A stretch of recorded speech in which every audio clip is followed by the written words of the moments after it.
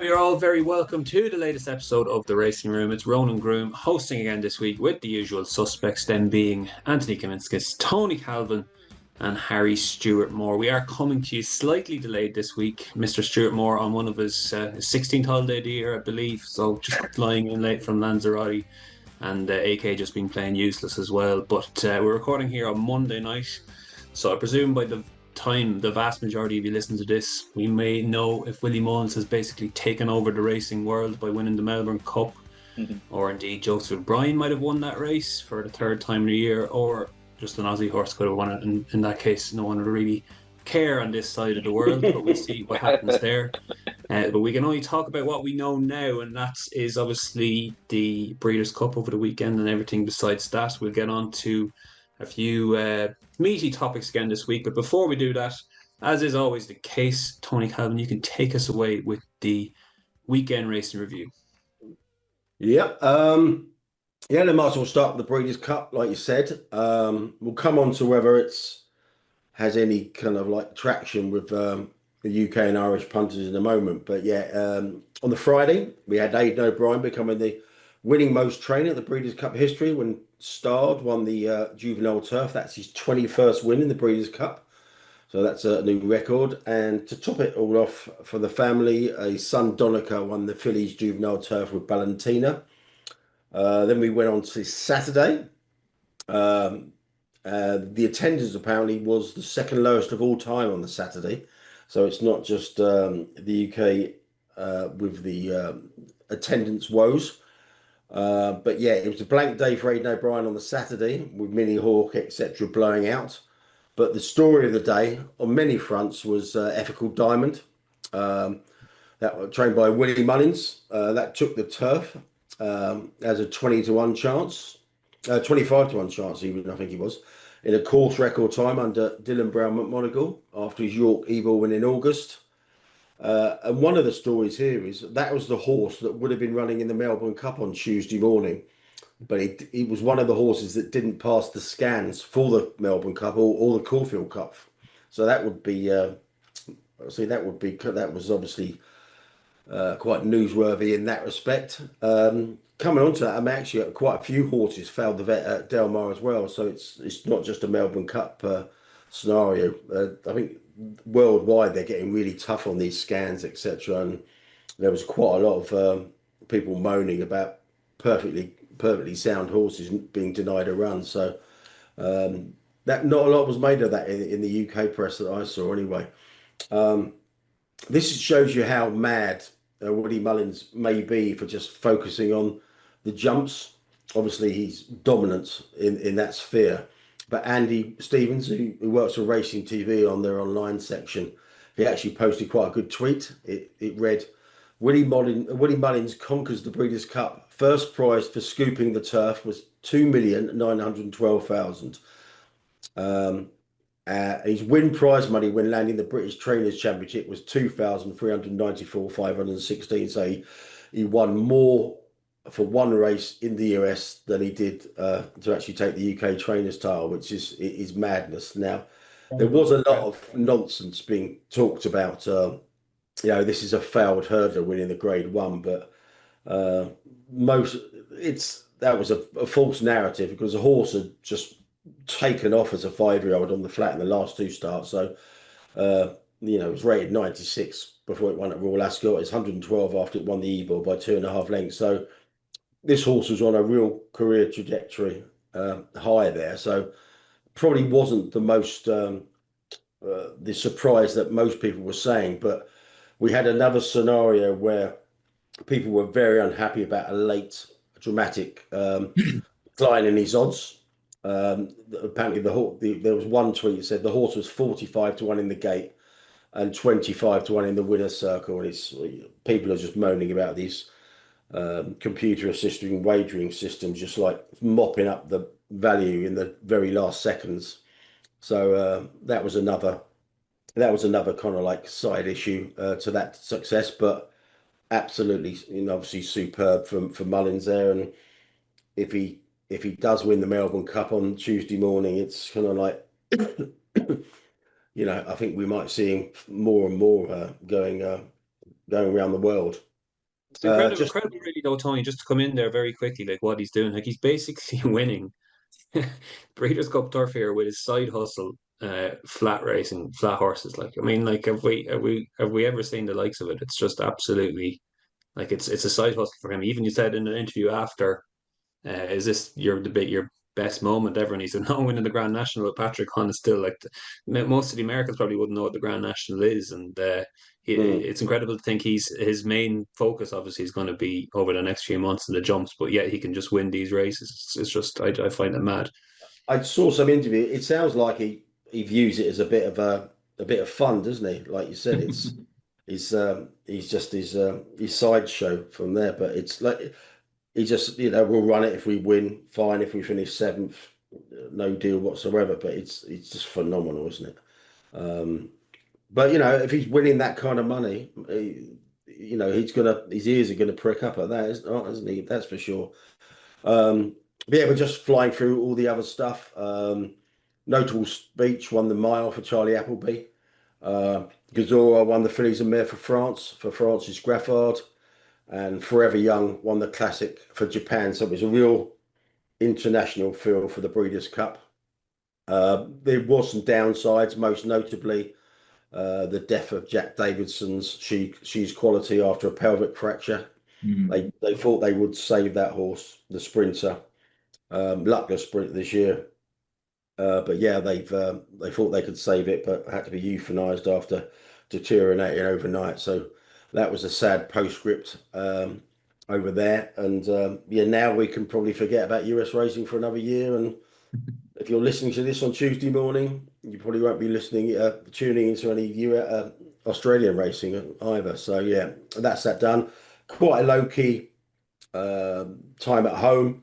The Mm. champion Gold Nose blew out being a distance in a two-runner race, but it did scope dirty after that.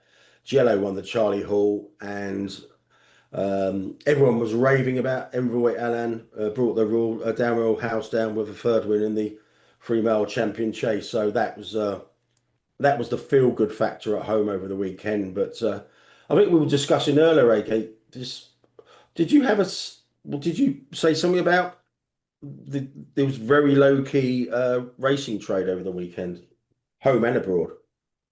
Yeah, for us, I suppose. I don't know if it's just the trajectory of us just in general and just being bigger, tend to be fairly bigger on sports. But I don't. I also don't know if it's. Rona might have an opinion. I don't know, but we sports wise, it's just it's taken off a small bit for us. It's probably where our focus is a little bit, just because that's where the interest is from our customer base a little bit more. Just seems to have fallen that way, but yeah, Saturday was quite interesting. We took more stakes, and it's probably relative to a little bit just some of the size of the bets we lay on rugby, I suppose. But it just stood out for me the following day that we took more bets stake wise on rugby union on Saturday than UK and Irish horse racing combined. So that surprised me, to be honest with you. Probably a couple of outlier bets in there as well, but it probably just, I think it's probably relative to the sample size of bets we're laying, in fairness, and it can be slightly skewed as well. But it was just interesting to me that we did quite a big turnover on rugby on Saturday, essentially with a couple of interesting games. Obviously, Ireland playing New Zealand, etc. It's big for us. Did you Breeders' Cup? Because it's all the Breeders' Cup and the Melbourne Cups is a bit of a bit disproportionate, the coverage it gets to the betting trade. And you Yeah, speak to any bookmaker over the years, it's kind of like you said, yeah, it's pretty much all for the kind of like the media who go over for these events yeah. rather than the betting public over here for sure. Pretty much. It's even similar to the Breeders' Cup, a small bit, to be honest with you. Melbourne Cup obviously doesn't benefit from time of day over here, as Johnny Deneen pointed out. Yeah, Um, he'll just be drawing his curtains back around about this time of Tuesday morning when he yeah, listens. in his PJs, in his Super Mario PJs. But yeah, no, it's very the Melbourne Cup is you could count the bets on one hand probably for us. It's just not a big race at all. I think that's the same industry wide in the UK. and Ireland.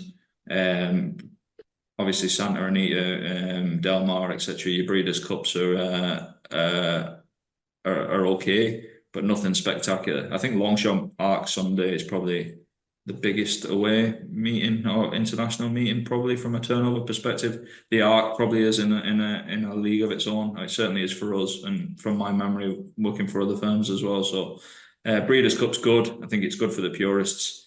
It doesn't attract massive bets, I don't think, or it's just a steady interest. Probably again due to maybe just the time it's on, more purists rather than casual followers, maybe. Yeah, well, that's the racing review. Very good, very good. I went to the pub on Saturday night, and I went in with a few lads, and I'd probably rather watch the Breeders' Cup than the rugby. But if I'd asked the barman to put on the racing instead of the rugby, I definitely would have been chucked out or headbutted or something, because it's just an absolute no contest on Saturday night. But that said, I do love the Breeders' Cup coverage. I think it's absolutely excellent the way the Brilliant. Americans do it. Yeah. For just even if you're not having a bet, if just from interest, it's excellent. But anyway, we move aside and we'll talk about Frankie Dettori, who's never ever been talked about before, but we're going to talk about him now.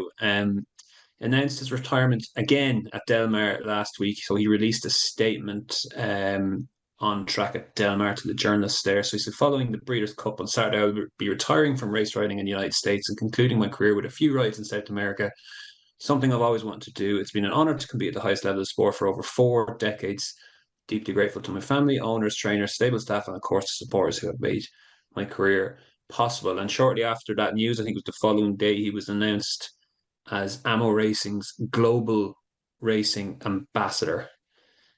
So let's have a little reflection on the career of Frankie Dettori. Tony, do you want first innings here?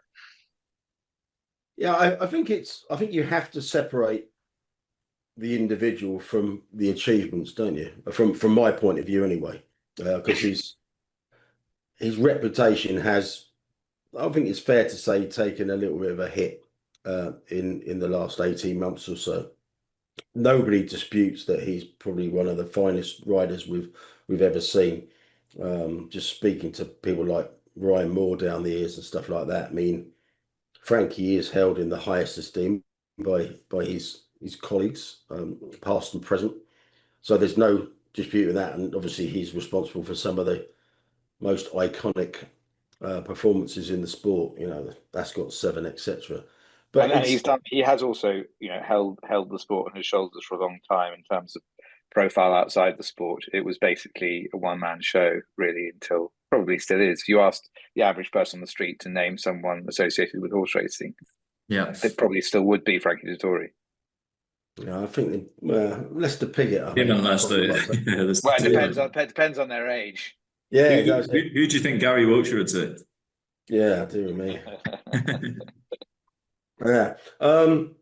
Yeah, but it's weird, isn't it? I mean, this kind of like the bankruptcy and the stuff with HMRC, that I wouldn't say it came out of nowhere, because people were about 2 or 3 years ago very surprised when he's selling off all his memorabilia, etc. And he had that dispute with Listowel over, didn't turn up because they couldn't agree a fee. Yeah, and obviously he had his problems early in his career, so I don't think he is a great role model for the sport as such. I mean, if you listened, at one point last week when he announced his retirement, he's going to ride in the Chilean Derby in February, so there's going to be he's going to drag it out for another couple of months. At one point on the Racing Post website, there were 5 or 6 different stories about him, which considering he retired before, not so long ago. It's a bit odd, but yeah, I think his reputation, in my eyes, has been a bit tarnished in recent months. And we've discussed it before, his association with would you call it a grey bookmaker over here, stake.com? Well, then, they exited the market, didn't they? And they didn't so much have their license revoked, I don't think, as agreed to give it up because of various AML problems, and also I think it was to do with the way they were advertising themselves. I think the Gambling Commission didn't like that they were getting involved in I think adult content was basically one of the ways that they were advising themselves. I know AK has thought about going down that route at various points of his career, yeah. So You've got Geoffrey you're on, and yeah, and then we've obviously we might come on to the stake.com in a moment, because they were doing some stuff in Australia this morning, bigging up on the betting launch of the Melbourne Cup. And then we had the curious situation, as you alluded to earlier there, Ronnie, about him being a global ambassador for AMO Racing, which, I mean, I'll park that there and hand it over to the others. But what do you think? I mean, like I said, from being racing's golden boy, it's kind of like his reputation has been tarnished towards the end of his career. I think that the very long retirement wasn't very helpful in the stories that emerged around that. And I think there are a couple of tracks that had done things like they'd marketed themselves on the basis it was going to be part of his last ever his last ever appearance, and then that looked like that wasn't going to be the case. Remember, he unretired and then clarified that actually I'm not unretiring, I am retiring. Because that looked a little bit like it might be because a lot of people were saying, well, wait a minute, we'd sold, your last appearance as your last appearance. But I think the bankruptcy is really, bankruptcy is not treated in the way that it used to be. It doesn't carry quite the social stigma. But it wasn't very appealing, that bankruptcy. When you looked at the person who'd been giving him his tax advice, and the guy was a producer of pornography and stuff. It wasn't a very appealing bankruptcy. And when you put in stake and the reasons that they had to revoke their license, listen, I actually don't think jockeys should be held, or any sportsman, I may be in a minority here, should be held to higher standards than other people. It's not your fault that what you're good at is something that everyone's interested in. In my view, it might be somewhat simplistic, but that is broadly my view. I think that what I'm surprised by, firstly, why does AMO need a global ambassador? I mean, if you're throwing around money like they are, I think you find in racing, doors don't really need to be opened; they get taken off their hinges. I don't really understand why. I don't really understand why you need one. And secondly, I could totally understand if he was being employed as like an advisor, and maybe they're just calling it that, an advisor, or a something to do with the actual mechanics, because he'd be extremely useful in those. His judgment would be extremely helpful, one would have thought. But as an ambassador, it's an odd one, particularly when you think that Kia not very long ago was talking about his issues with the morals in racing. It's an odd one to go for an undischarged bankrupt as your global ambassador, I would have thought. But perhaps what they're thinking is, well, rather going back to the point you were making earlier, Tony, about the number of articles that are written about him, these bump off him. They do seem to bump off him, these things, and he's obviously of great interest. And so perhaps it's a more cold-blooded commercial decision, which is just that, perhaps he's not an angel, but he's good for business. But I go back to the point, which is I'm just not really sure why you need a global ambassador if you're borrowing money at 10%, and you're buying bloodstock with it to make a return. I think if I were the lenders, I'd go, sorry, what's a global ambassador for? Yeah, like the weird thing for me, I suppose, and you can correct me if I'm wrong here, Harry, you're more than welcome. If you're going bankrupt because you're HMRC, but then you are promoting a company that is diverting funds, could you argue away from HMRC? I mean, I don't. Yeah, if they're taking indirectly, and we're not sure. Look, stake is an odd one because they seem to have entered into some kind of arrangement with the Gambling Commission. Do you remember they were the sponsors of Everton? They were on Everton's shirt at the time that they surrendered their license, and I think they ended up entering into special arrangements with the Gambling Commission. And I don't know I don't think we know necessarily what those are. So I don't think we can go so far as to say that that they're doing anything wrong as far as the Gambling Commission or indeed HMRC are concerned. But it's an odd one, isn't it, to be to be, obviously he needs, he's starting from scratch to an extent if once you're made bankrupt. So, and as I say, I don't begrudge him doing, none of these things are illegal, but I just think, when you're thinking about a brand ambassador, it's someone who's supposed to celebrate or represent the values of your brand. And I just think, given again, I don't think it would be particularly odd, other than that, Georgia did make those comments about his concerns about morality in horse racing, and that it was all being swept under the carpet. In fairness to him, he's certainly not sweeping this under the carpet. He's appointed it his global ambassador. But it does seem an odd move from where what he was saying 6 months ago, in my view. Yeah. Get concerned when John Dance gets the head of yeah, John Dance, head of CFO. Yeah. Another that's when you need to properly worry. Yeah. Before we move on quickly, I just also saw, I know it's not on the running order and I'm putting you on the spot here, Harry, but I don't know if you saw Kia had extended David Egan's contract as the first choice jockey. And it sounds like a very football kind of term. He's extended the contract to 2000 and the end of 2028, which is he transfers on the bottom. Yeah. But if Kia does throw the toys out of the pram, which obviously is entirely plausible, can David Egan just sit on that contract for a couple of years? I presume generally these jockey contracts.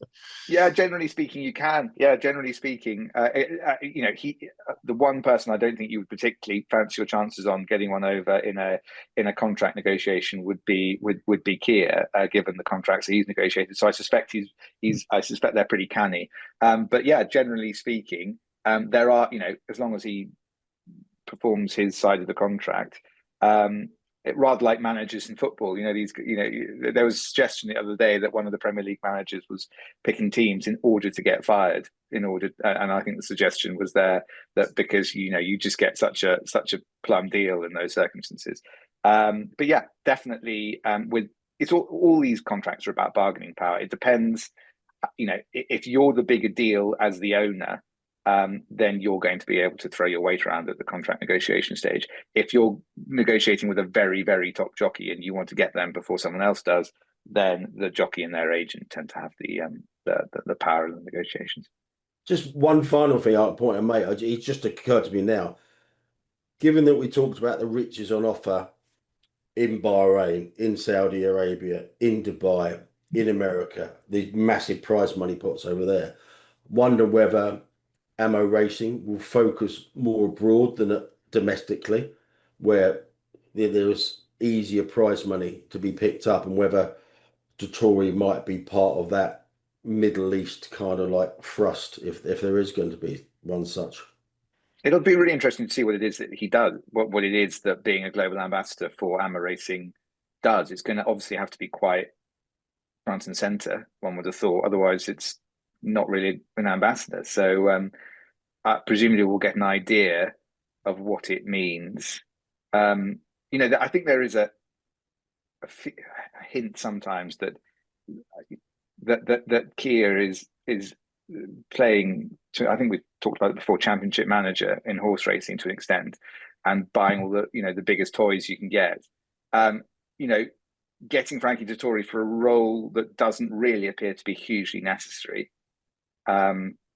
does perhaps feel a bit like that, but we don't know what the deal is. Perhaps for all we know, he's on a cut of something that it could be very commercial, the deal. Perhaps he doesn't get paid unless he gets some kind of key performance indicators, that kind of thing. So we don't know, but it's an odd role. As I say, I think if they were bringing him in as head of racing or head of something, it would make sense. It's that word ambassador, I think, is odd. It's a branding thing or something, or they're thinking along those lines. We'll move it on from there, gents, and we'll go back to a piece that appeared in the Race Post earlier last week. A piece written by Richie, former jockey, now a global equity analyst, I believe. But the piece was widely recognised and praised. I think go through a few of the points and then bring you in, AK, to to reflect maybe Sosa. He's just talking about the attendance. The flat meetings have fallen by almost 1 million since 2015. Betting turnover down 70% in 2 years, reversing 15 years of growth. Talking about the full crop obviously falling rapidly, something we've discussed on this pod before as well, I think only last week. And the levy remains steady, but only thanks to unusually high bookmaker margins. And without reform, the sport is probably sleepwalking towards breaking point as such. You thought it was a good piece. I read it as well. Like, I thought it was a very saying a lot of the things that I guess that we've kind of talked about lots on this podcast, and other people obviously have, but like did it in a very concise way and made it black and white. Yeah, exactly that. I thought I agreed with everything he said. Essentially, I thought he put it a lot more eloquently than probably I have. I thought it was just a really good read. I thought he just grasped the situation from every angle perfectly. I'd go as far as to say it's the best piece I've ever read in the Racing Post in my time in gambling. I thought it was that strong an article. When I was reading it, I was thinking, without knowing any background information, I was genuinely thinking I'd make this guy head of the BHA. Just like I just agreed with absolutely everything he said. He eloquently grasped the whole situation, and I was just unbelievably impressed by it. And I think we can get, myself in particular, can get probably tarred with you being quite negative point of view. I thought just from understanding the situation, that was as good as a synopsis as I've probably read. Pointing out, like we say, a lot of the things that we've raised probably a lot more eloquently than us. He references, I probably would take issue with unusually high bookmaker margins. I would imagine they will become the norm and probably higher, as more cost has to be absorbed. Essentially, I think it won't be that unusual in the future, unfortunately, for everyone. Essentially, nothing more else to say. But it was unbelievably impressive piece of journalism, if that's the right word. Yeah, I think everyone thought it was a very good piece of work. I'm not sure if it was commissioned by the Racing Post or it was published elsewhere and they republished it. I don't know, but that's just splitting hairs. I think some criticism was labelled that it didn't address the media rights issue, and it could have gone into more detail about the tax situation, which we'll come on to in a moment. But I imagine he's dealing with facts rather than what may happen. But yeah, I reiterate everything. It's basically everything that we've been talked about for the last 6 months encapsulated in a very impressive piece of work, wasn't it? Yeah, I agree with that.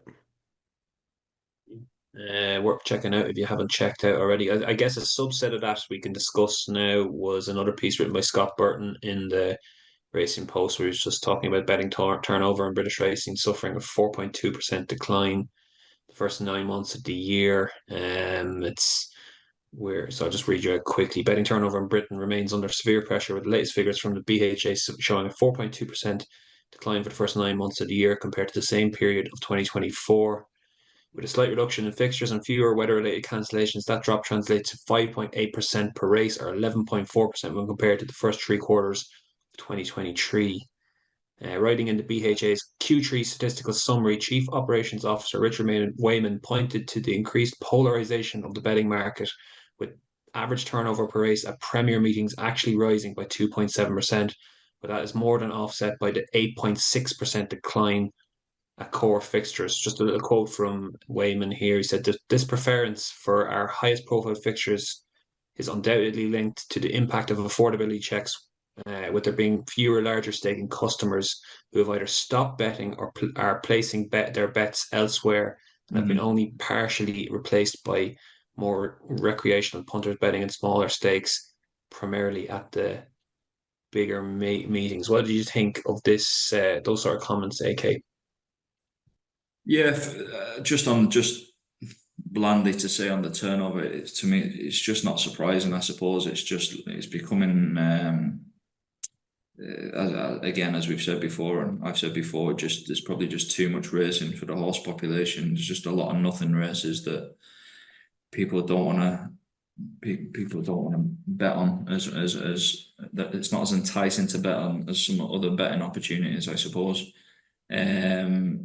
It's very hard to see what the solution is. Undoubtedly, affordability has had a monumental effect, and friction in the legal market has had a monumental effect. And I'd be one of those people who believe that the turnover on horse racing, on sport in general, my opinion is the turnover is growing. It's just not being captured in the legal market.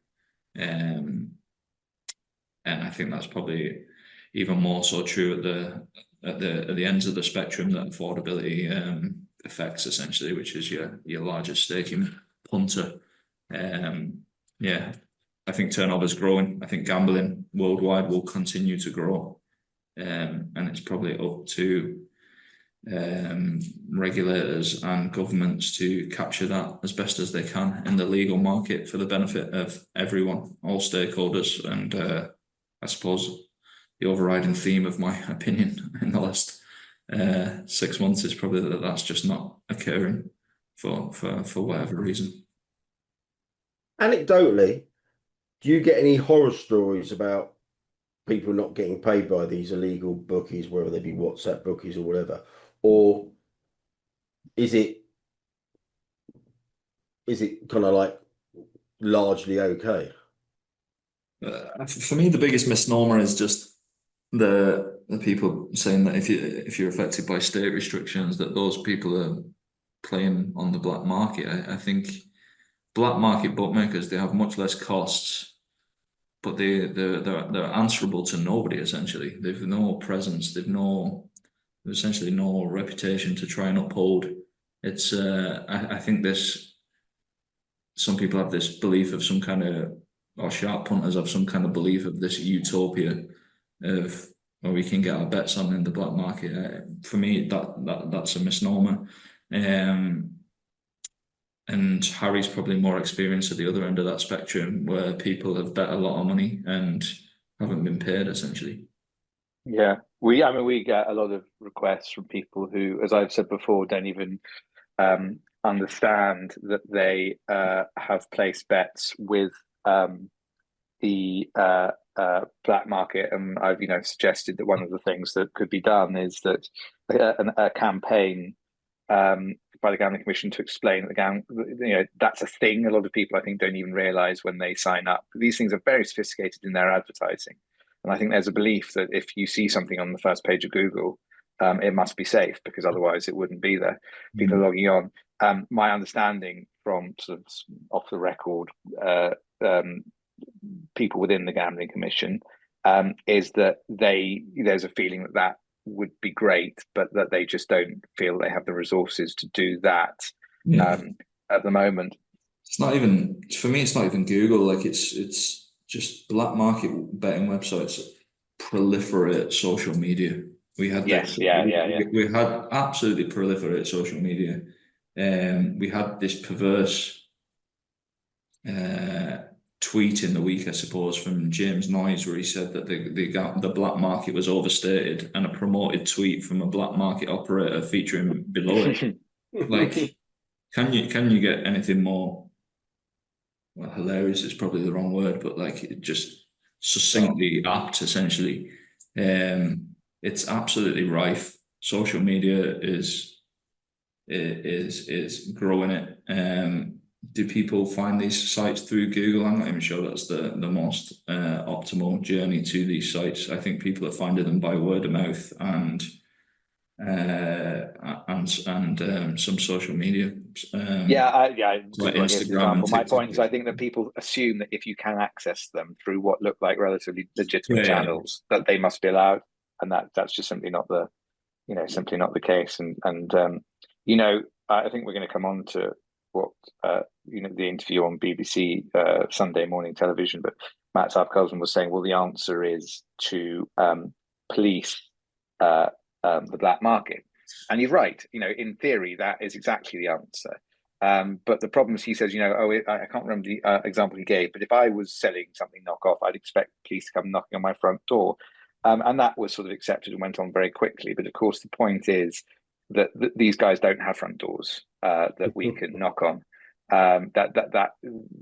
So I find the black market element of this argument very frustrating, because I think that, you know, I slightly disagree with AK that there is that there has been no that bookmakers licensed bookmakers don't send sharp punters to the black market, because sharp punters are going to go there if they can't get on anywhere else.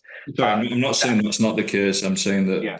the idea that there's some kind of utopia where everyone lives in harmony and you can get on what you want, it just doesn't exist, essentially. No, I think we've said before, they're no different to a license operator. Yeah, they'll pay you out if they think it's coming back, and, you know, with a cherry on top, just like, you know, any operator, frankly.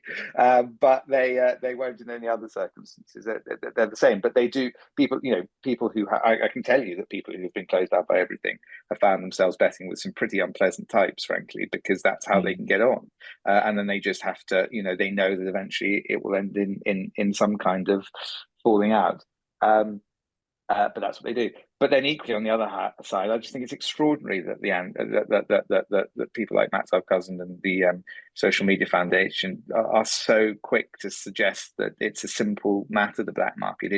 It is the central problem with regulation and taxation, when you have an offshore black market that everyone can access through their computer. It's very obviously a huge problem. And I just think that it's very frustrating. But I think my real concern with the black market is that I don't think outside of gambling anyone cares about it. I think that what we'll find is that here are the consequences, but they're just not evident to them. Exactly. It's all very well us saying, well, it'll all go to the black market. Well, you know, I'm not suggesting these products are remotely on the same level, but cocaine is only a black market, and no one ever talks about it. You never see it referred to in the press, because it's now just not dealt with. That problem's dealt with. It's illegal. We don't need to deal with it. That's what I fear will end up happening if we're not careful with these black market arguments, is that people will just go, well, you can't see it, so what's the problem? Yeah, you mentioned it, Harry, there. We might as well kick on with we were going to discuss the BBC interview with Abby. Sorry, it was more a kind of a mini debate as such on Sunday morning on BBC. Abby McGregor was there and Matt's cousin was there, and they were basically both presenting their case against. I think we all kind of feel as well, just discussing it beforehand, the dialogue on both sides of the racing tax, obviously coming up on November 26th from the budget, that it's kind of increased in the last few weeks, or at least the last week, with coverage in newspapers and discussion and stuff. And that's probably a good example of it on Sunday. About a 7.5 minute clip with Abby McGregor and Matt Sarkozy. What did you make of it, AK? Go to someone else first. Go on, Tony. I'll kick off. I mean, I don't think either of them were particularly impressive, but I thought Abby McGregor was the least impressive of the two, the other one being Matt Zarb's cousin. I couldn't believe. I mean, I know the presenter. He does quite a lot on Good Morning Britain, which my ills I tend to flick on at 6 o'clock every morning, and he's on there occasionally, and he's a mild-mannered, very measured guy. And if you get him at it, and he was annoyed by Abby McGregor's refusal to answer a question about does gambling, you know, engender kind of like social ills, etc. And he asked her 3 times, and he was exasperated by her refusal to accept that the concept even existed. I thought she came across incredibly badly for the betting industry. And if the betting industry can't put anybody better up than her to defend its case against what I would say would be quite an easy opponent in Matt Zarb's cousin, then I don't know what's going on. Well, just a couple of points on that. But first is, I think that it was a format that really lent itself to Matt Zarb's cousin and not to Abby McGregor, because it was the tone, if anyone who watched it, was kind of sub-1 show, basically. It was not highbrow stuff. And he is very good with sound bites. And as the example I gave earlier of the the hugely simplified example he gave of how you deal with the black market. He is right, but if you don't drill down any further into it, you get nowhere, because of course it is only superficially attractive. So I think that the difficulty was that it was a format that really lent itself to the way that the antis tend to present their arguments, in fairness to Abby McGregor. I also don't understand why it was left to someone who is not an operator or doesn't work as an operator to go up there and argue. And we know from numerous ex posts from Jeff Banks that he was at one point due to go on, and he was very good on Nick Luck. He was. 6 weeks ago. I know he has a bit of a pantomime act on X sometimes, but he was extremely good on Nick Luck. He would have been very good because he knows the realities. He lives the realities of it. I think it's really disappointing that, according to Matt Zarkozin, it turned into a very strange interview with him being attacked for having worked for Jeremy Corbyn, and the BGC being attacked in their absence by Matt Zarkozin for not being there, and him saying they were invited. Why does he know they were invited? Why is Matt Zarkozin talking about the bookings of the show? It was very odd. But why wasn't there someone there from the industry? It's extraordinary. Yeah, it feels like I get these phone calls, not all the time, but I do get these phone calls, and it seems to be like pass the parcel around. Do you want to go and defend this on this show? And for me, you never know. I just don't understand why there's not some kind of joined up thinking there around.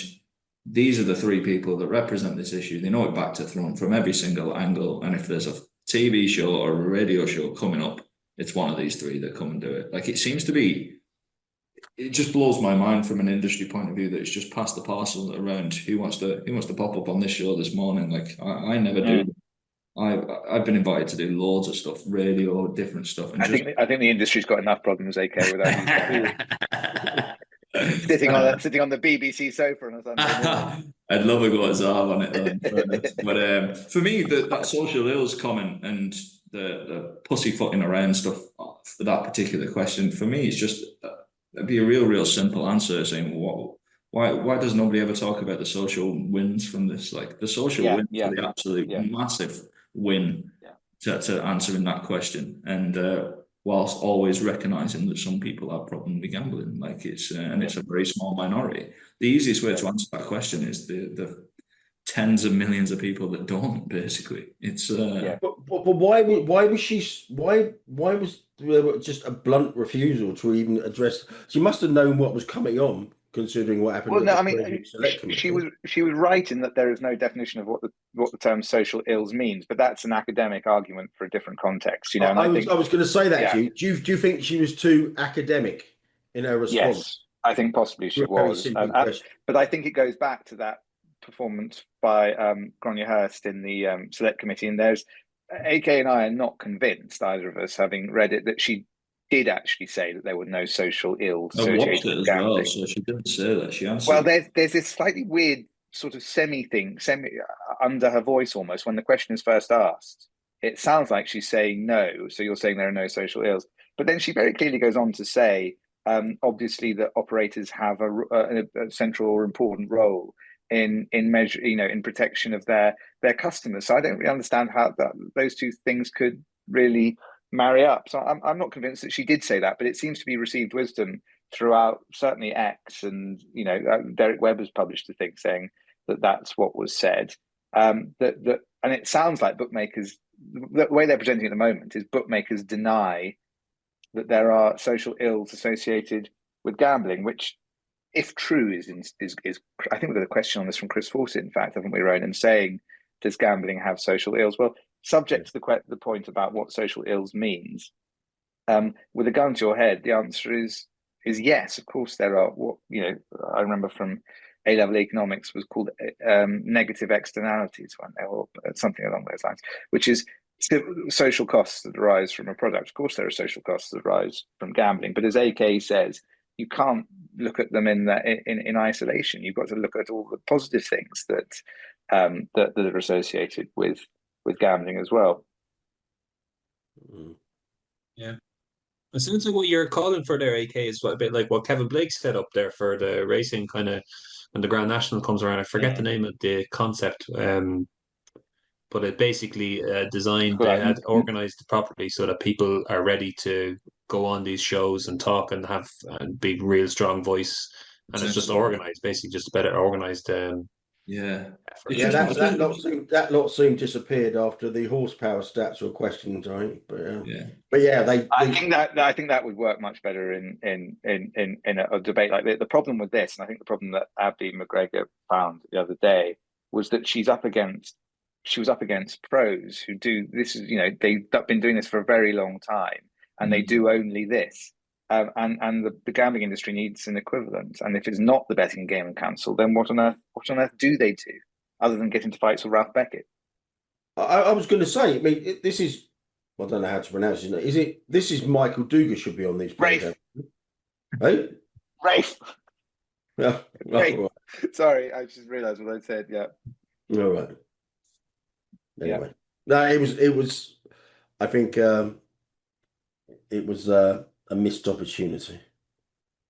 Yeah, I think they're really important as well. Like, the point I make about it being passed around and who's holding the parcel when the music stops. Like, it just needs to. But yeah, I don't know. It should be. There should definitely be some. I always remember Kevin Blake when you're talking about the national example, Ronan, and he gave. Can't remember the specifics of what he said, but he basically destroyed one of their arguments around insurance and the cost of insurance, of it being that it was something to do with horses in fields versus it's not more expensive to insure a racehorse than it is to insure a horse in a field, or it's barely. And he was just saying that, do you not think that insurance companies from the market forces, if it was more dangerous, would ramp up the premiums? Like, I thought it was just like an unbelievable answer that I'd never even considered before. And you just need you essentially need a domain expert as best as possible. And I don't know. I think fair play to Abby for going on, especially if nobody else was going on. But the thing around Banks being invited and then his invite being cancelled, and why that occurred, was Abby aware of that before she accepted? It's just all very bizarre. Yeah. Other point to make there is that, and when Kevin Blake is taking on these people, that he's taking on mostly idiots, whereas these people exactly. Are probably a bit more coherent, or can make a case a lot more stronger against gambling and such. They're professional lobbyists. I mean, Maxwell Coulson was high up in Jeremy Corbyn's team for quite a long period of time. They know what they're doing.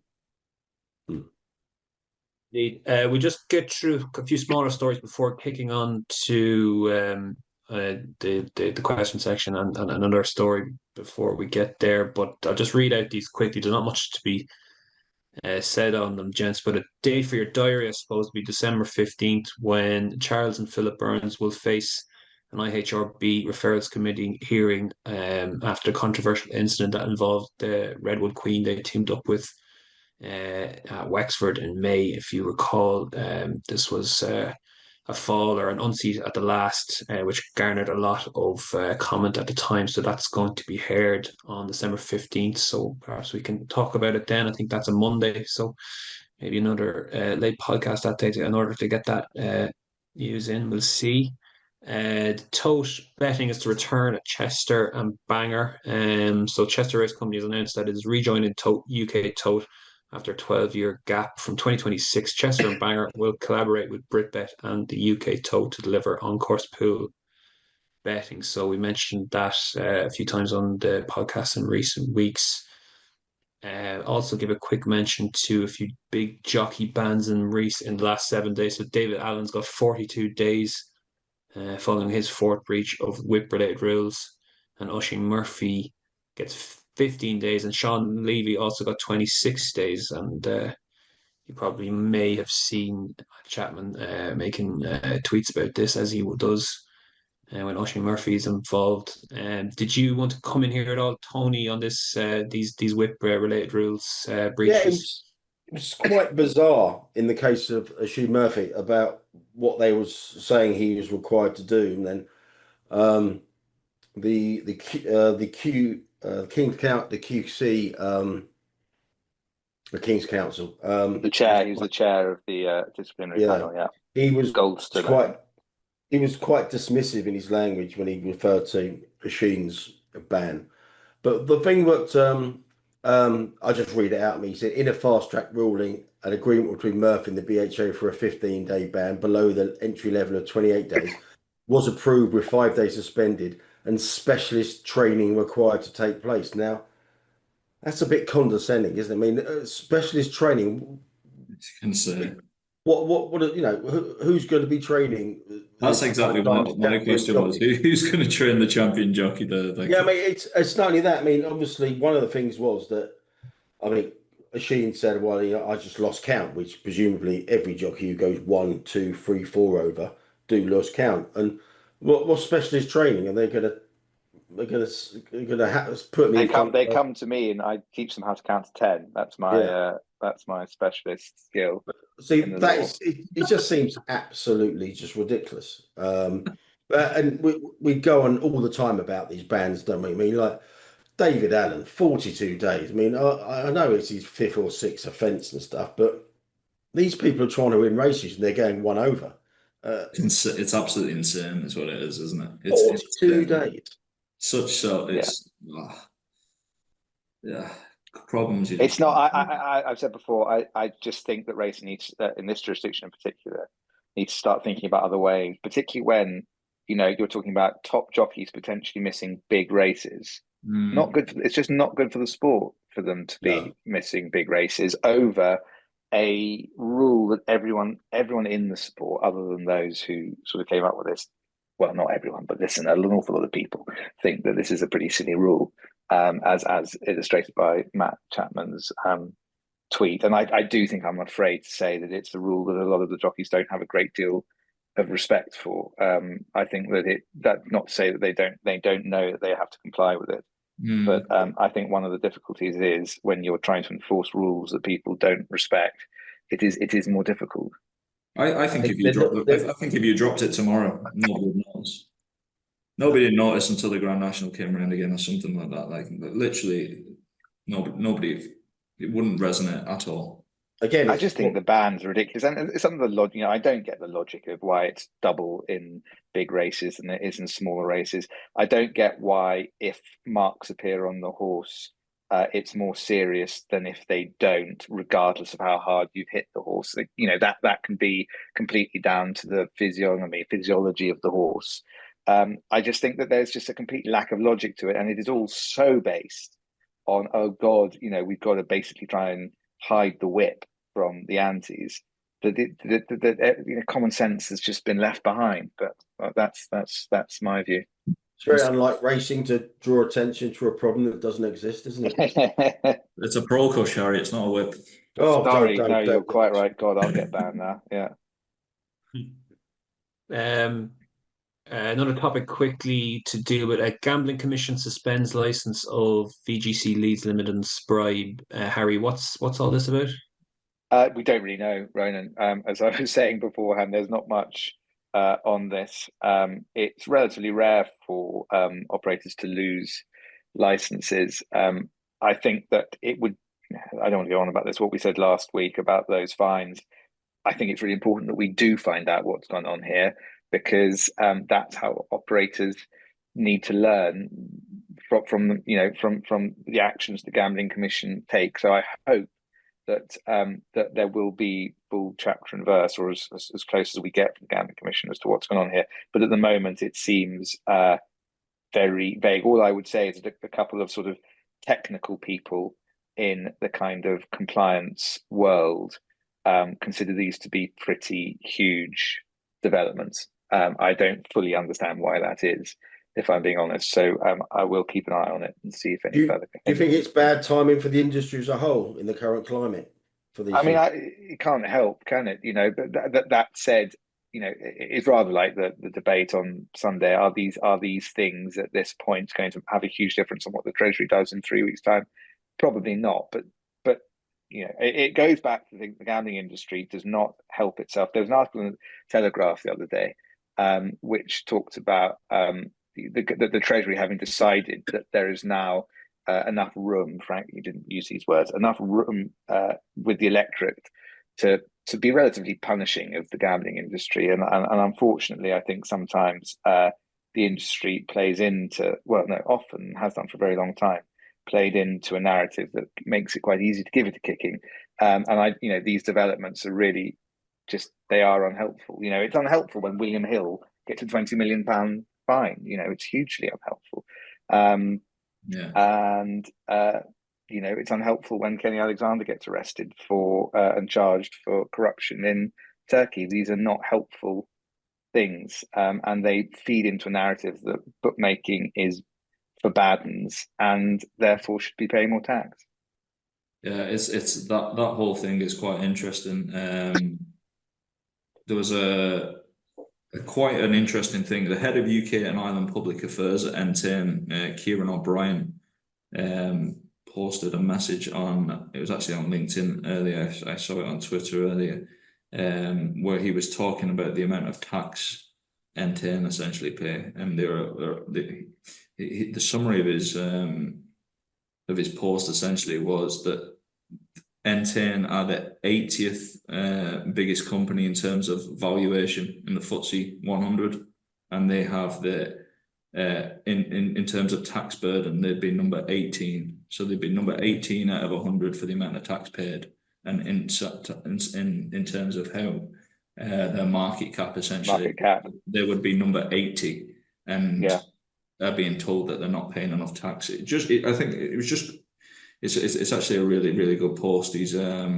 He's basically saying we pay corporation tax, general betting duty, remote gaming duty, machine games duty, horse racing betting levy, and now a statutory levy for research, prevention and treatment, business rates, economic crime levy, employers' national insurance contributions, apprenticeship levy, climate change levy, and irrecoverable VAT.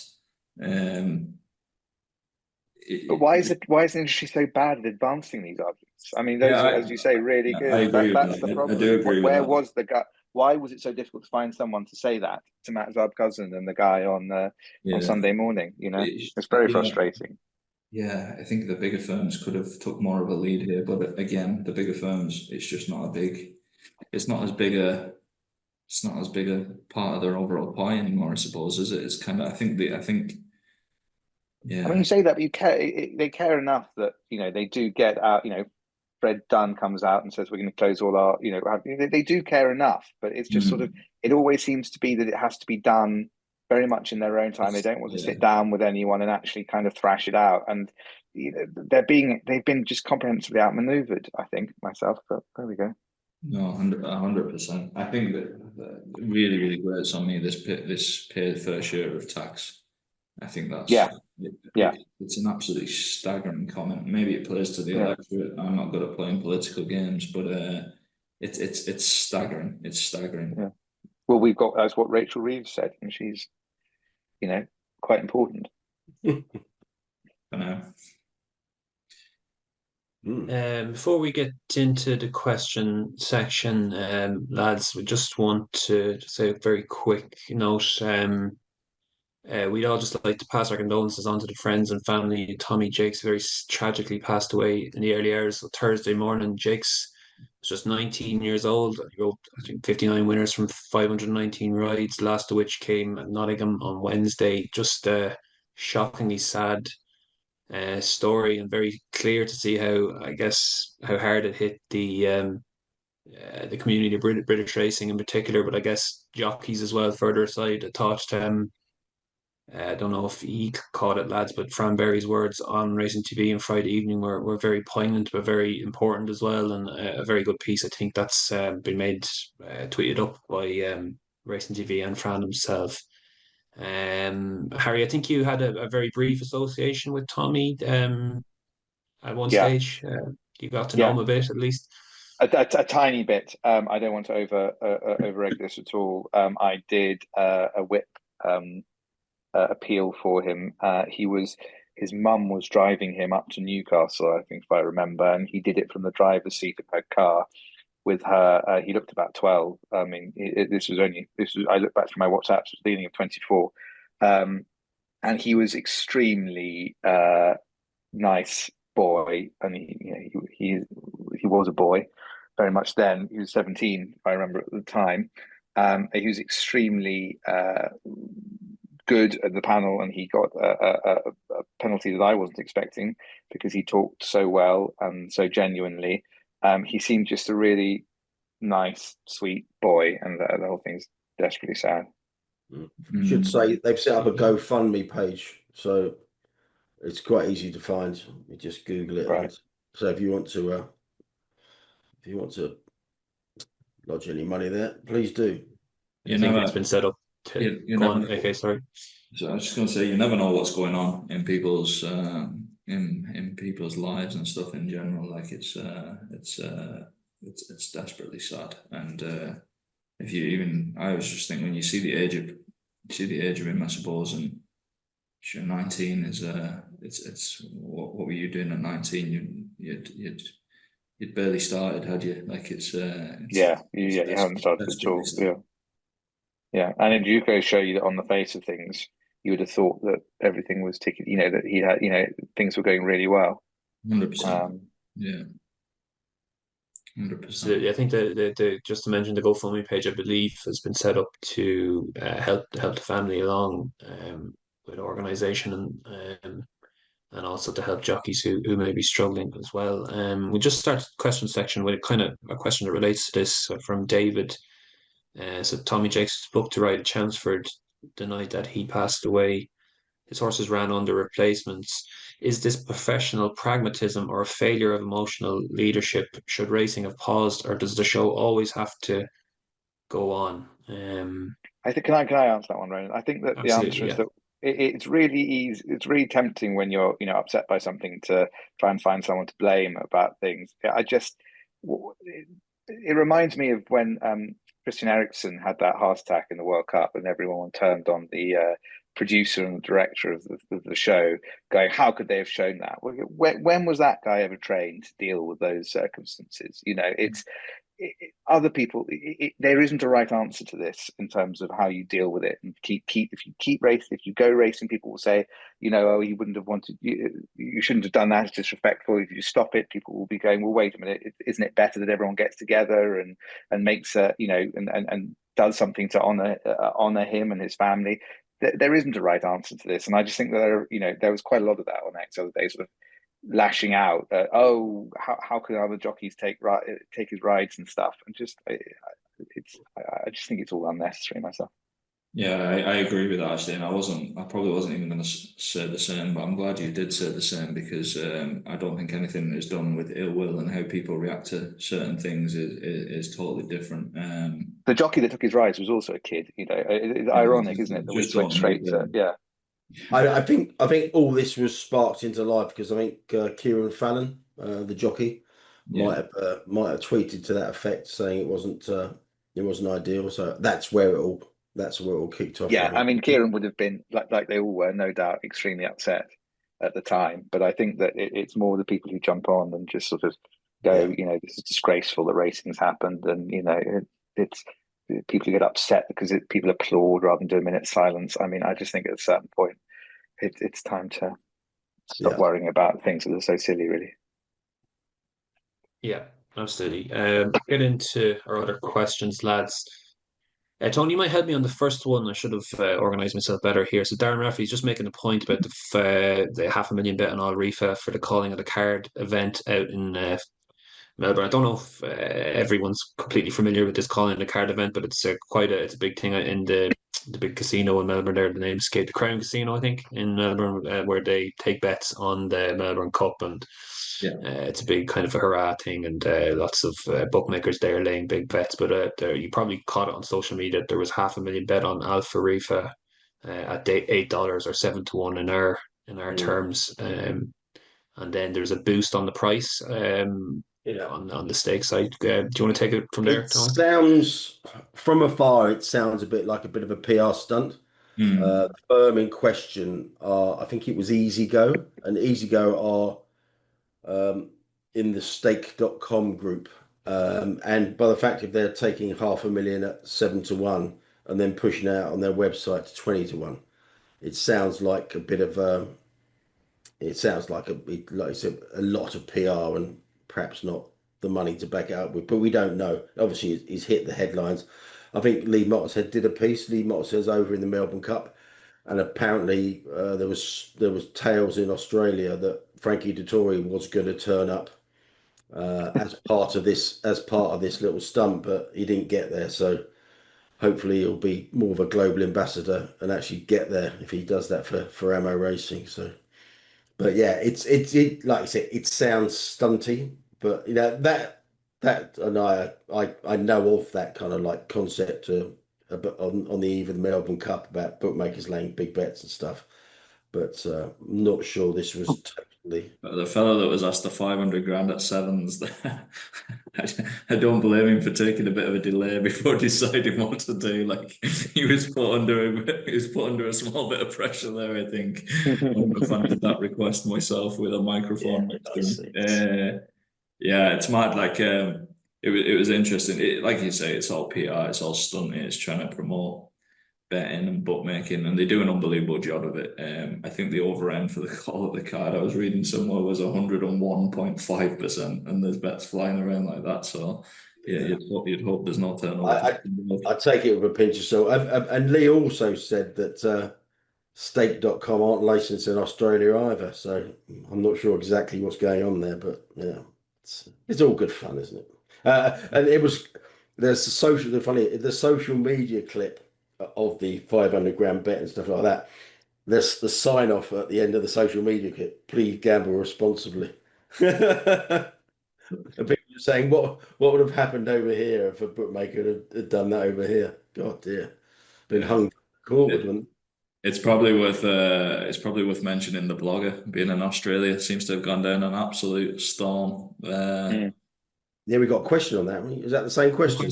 Got a question on it, but give us just 1 second, AK, because I do recall actually one of your very early podcasts. I remember you had Tom Waterhouse on. I think was it yourself and Joe, and you were talking about the calling of the card. And if anyone wants to listen back to it, it's actually he did a great job on explaining what's it all about and the kind of scene down there. But it was that's right back in the.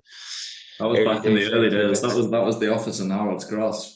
That was a while ago. Yeah. Very good podcast though, if anyone's so obliged. But yeah, let's talk about the blogger because we had a question on that. So, what's the pod's opinions of the blogger's Aussie trip? He's been on all the racing channels, even with Francesca Camani. They seem to love his content. And did you see today's early comment with the numerous $500,000 bets on the Melbourne Cup? It's one of the things I'd say about it is he's done unbelievably well. Like he's done unbelievably well. He's come from nothing. I have a lot of time for him, and it just shows you that probably the only place he isn't embraced by authority is probably the country that he lives in. He seems to be embraced by absolutely everywhere, be it Ireland, France, Australia. Like I mentioned it previously on a podcast with Hugh, and Hugh was having a bit of a go at him, as was his shtick. You wanted to fight him, if memory serves. Yes, that's the celebrity. I don't know. Celebrity boxing match. Yeah, but I just remember that content he did when he was doing that chariot race or whatever it was in France, and it was like nothing I've ever seen before. It was absolutely brilliant. Chariot race, whatever it was, chariot race. Trotting. Trotting. Sorry, similar. Got Gladiator 1 on my mind there, but yeah, I just thought it was unbelievable. It's like something nothing anybody has produced before, and I think it's the old time journalists in general and the sticklers for the old way of just do your copy and send it in and do the work. And he's just the new breed, and he's probably somebody who looked quite far down the road and saw what was coming, and when other people didn't believe that was the way to go. I completely agree that I think his betting content when he's doing it like that is very good. He has made quite big missteps in my view at points. I'll blame a lad for a misstep, Harry. All right. Yes, well, quite, yeah. He stuff like losing his temper over a Champions League quarter-final match and filming himself going crazy in a pub is not a particularly helpful message, given that we're all trying to, not promote that angle of gambling game, particularly in sports betting. I think that side of it, which I think died down a bit, that kind of stuff seems not to be there so much. But his actual content is because he's obviously hugely. I mean, the thing about him is he started off as like a absolute kid, didn't he? I mean, he was sort of 19 or something, and he was just completely obsessed by horse racing and punting. So that is what allows him to make very good content. I think just every now and again he has made missteps, which is why, and the only reason I bring that up is because I think that's why he has his detractors. He has skirted with the truth on a few occasions, and deleted content and stuff in the early days. But it's very similar to Matt Chapman actually, when he's being a serious kind of like journalist and getting away for all the rubbish. He's actually very, very, very good, isn't he? It's Matt's a very good journalist. He's got great instincts, I think. It's when you've got the betting kind of like content, his personal betting content lets him down, I think, as well. And obviously, if you're homeless in York and you want a quid, he's not. I'd forgotten about that. God, yeah. That was the ex-jockey who he said, "Sorry, I haven't got any cash," wasn't it? Well, he was going to some swanky restaurant. Yeah, that was. Yeah. To be fair, I think it was just a York pizza house, but yeah, it did. That was it. Yeah. The optics weren't great, but no, it sounds like he has. I think Intane actually paid for him to go over to New Zealand to promote a race over there as well. So I think Intane might have the. We're probably getting this wrong. I'm sure back in the day, in the early Paddy Power B2B days, they had the gig with the New Zealand government, which basically operates as a monopoly from memory. And I think N10 might have that gig. So N10 might run everything in New Zealand. Right. Could be totally wrong there, but yeah, that might be what that was. No, I think it's fair to say that he has embraced more out of this country, like you said. Yeah. Yeah, absolutely. He's done well. He's done well, the lad. Tim is asking, are you covering the story of the girl who bought the horse she looked after at Tattersall's, Tony? Yeah, hang on a second, just refresh my memory. Yeah, it's a girl called Holly Smith who used to look after a horse called Heavenly Spirit. It got got a lot of traction on social media, and a few papers picked up on it because the horse in question that she bought for £1,000 at Tattersall sales last week used to be apparently part owned by Alex Ferguson, and it came out, it's an unraced horse, and it used to be housed in Hugo Palmer's Cheshire Stables, which is owned by Michael Owen. So chuck all that into the mix. People were just saying, how the hell is this girl having to pay for a horse that she looked after, owned by very rich people, etc. But yeah, I've seen some interviews with her. She come across really, really well. She obviously loved the horse, looked after it. And people were just saying, why wasn't she just given the horse rather than having to go to the sales and pay £1,000? I've an opinion on this that you might agree with and might disagree with, similar to when we were discussing the Tommie Jakes rides. That probably isn't the way. I don't know if it'd be the accepted way, but going into the sale, you don't know what the horse is going to make. That was my first read of it. So if that horse, I don't know anything about the horse, but if that horse makes 20 grand, like, I don't think you can blame the owner for selling the horse, essentially. Could they, I think the most optimal way probably to have done it would have been if they thought the horse was going to make essentially minimum bid. Could they have put some reserve on the horse perhaps? But were they aware that she wanted the horse? Like there was a few, I think it's a real easy story to have a go without knowing. We don't know the background to it. You don't know the background of it. She did not look miffed, that girl. I mean, she couldn't have come across as a sweet girl, but I just love that racing's ability to turn a really nice positive story into why is she having to buy that horse at all? I don't think it was her that was complaining. And she was no, she wasn't at all. Just told the story. But she didn't look to me like someone who had been expecting to be gifted the horse, or that she had been done out of a grand for buying it. So we just don't know the background. I think it was a very good tabloidy story with Michael Owen and Alex Ferguson involved. Yeah, exactly. The people involved made it more so, didn't it? Yeah. Need a question from Pure Blood Potter, what's the over-under on LBO closures if MGD is increased as reported in today's Telegraph? Anyone want to say that AK? You know, Machine gaming duty. Machine gaming duty. Machine gaming duty. In the shots. Sorry, I should have another one. I should have. No, you're all right. Teed you up, I think. I don't know. We were chatting about this last week, weren't we, Harry? Just in general, and how many closures there were after the stakes were reduced. Yeah. Again, it depends on what the rate is going to be. I think there's a general exactly that the rate is going to increase. All of these big shop estates, the Freds, the Corals, the Lads, the Hills, the Paddies, they're all going to know what the break-even line is for those shops. And if a rate goes to X amount, how many become unprofitable or maybe even not worth the hassle if they're slightly profitable. If it rises by 50%, if it rises by, I think 50% or 100%, I think you get different numbers. I think a lot of shops will close. I don't think Fred will close every shop. I think the potential to close a lot of shops, and it might be a staggered closure because you might not know what situations are with leases and stuff like that. There's a lot of variables. They might want to close shops, but they might just not be able to because of leases and different things, or depending on how far they're locked in. So are all shops going to close? No, in the immediate short term. Will a lot of them close? In my opinion, yeah. And I think there will be more closures as leases are being run down and this kind of thing. I think Regulus Partners have published something which I don't have to hand, or are about to publish something which has some statistics on their modelling as to what will happen if particularly machine gaming duty goes up. Machine gaming duty has come as a bit of a surprise by all accounts as a potential area for increased taxation, because people were expected it to be more online focused. So we'll see how it all plays out. Quite shortly, 3 weeks now.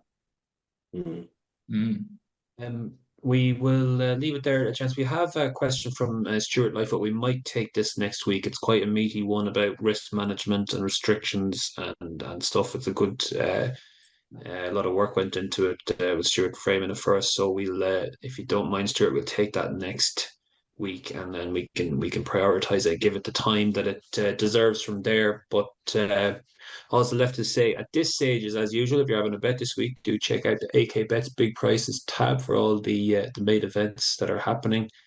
And thank you for listening. Thank you for the questions. Thanks to the lads for their contributions. We got there eventually on this Monday night. I hope you enjoyed the podcast, and we will speak to you again this time next week a bit earlier. Cheers.